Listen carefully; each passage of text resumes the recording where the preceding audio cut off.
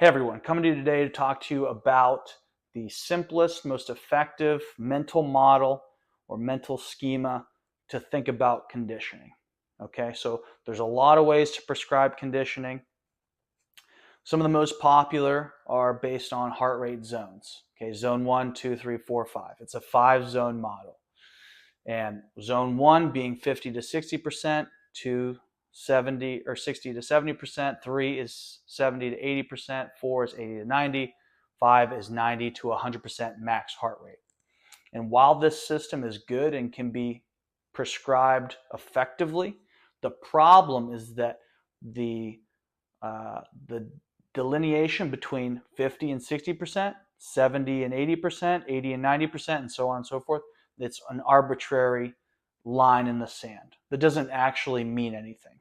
Okay, so if I'm in zone 3 or zone 4 or zone 5, that 10% difference in heart rate, the being able to jump from zone 3 to zone 4, that doesn't mean anything. Nothing happens. It's a magical happens when you go from 79% heart rate to 80% heart rate.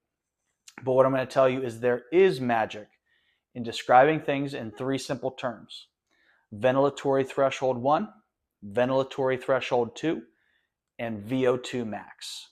Okay, these are the 3 physiological turn points, 3 physiological events that we know happen.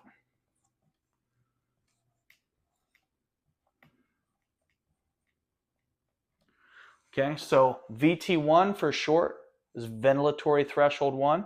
This is the first nonlinear increase in ventilation, and so the first nonlinear increase also in lactate that we see compared to heart rate or pace. So what we have is below VT1, typically we're at 1 millimolar of lactate.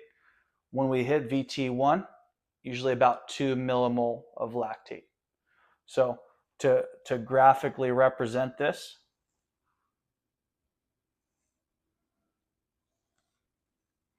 okay, we do our little test. Here's lactate, and then I hit a certain point, and I have this nonlinear increase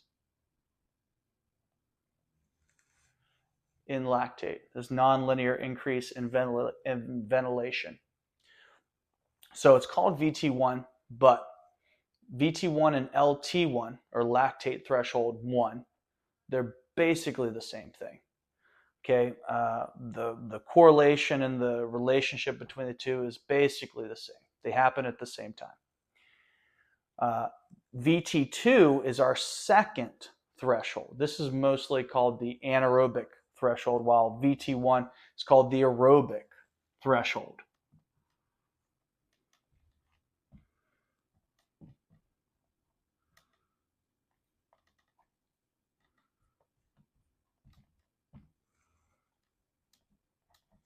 So VT1 is our aerobic threshold. VT2 is our anaerobic threshold. Okay. And VO2 max is going to be the maximal amount of oxygen that can be consumed by our body or our whole system, the whole organism. Max O2. Okay. These 3 turn points are 3 things that we know happen, and they're real changes to our physiology that we can measure. Okay, so this VT1, our aerobic threshold, this happens around 70% heart rate or so. So it's that line between zone 2 and zone 3. There's one reason why zone 2 training that's so popular now works so well is because most of your training is done below your aerobic threshold, so that you really stress and you maximize the development of your aerobic system, which is the backstop. It's kind of the stud, if you will, of our energy systems. Okay, everything falls back to us being able to produce energy aerobically. Okay, So VT2 is this second kind of nonlinear increase in ventilation. This is going to happen around 85%. So it's actually in between. It's in the middle of zone 4. Again, these are going to be on average. You're going to have individuals who are lower and higher, but on average, this is where, in terms of max heart rate, these two physiological events will occur. Okay? And then our last one is VO2 max, right? And it's this plateau here. If we reach a plateau, this is our VO2 max. And this is the maximum amount of oxygen that we can consume. And this is typically going to be,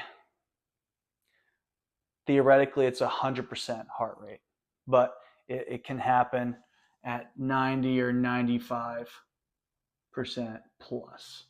Okay, if you've got a real max heart rate on record, it's going to be very close to your maximal heart rate, because the oxygen consumption, your VO2 max, is going to be most of the time limited by oxygen delivery, or the ability for the circulatory system to deliver oxygen.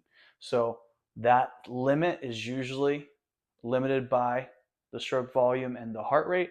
So your heart rate goes up as high as it can to deliver as much oxygen as it can. So that is typically where we see VO2 max values.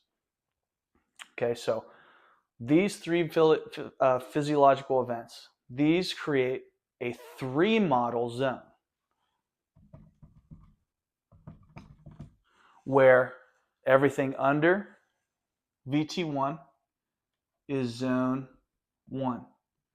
Everything in between VT1 and VT2 is zone 2. Everything above VT2 is zone 3. So instead of using a 5-zone system with arbitrary lines and numbers, a 3-zone system gives us our LIT, or our low intensity training, our MIT, our moderate or medium intensity training, and then our HIT, or our high intensity training.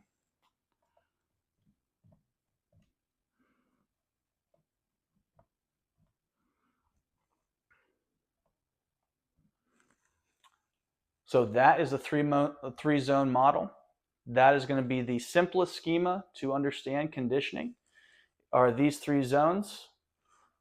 As for now, that's a good place to get started. We'll dive more into this topic later, but for right now, these are the things you need to know: VT1, VT2, and VO2 max. All right? Thanks for tuning in. Please subscribe, like, share. Thank you.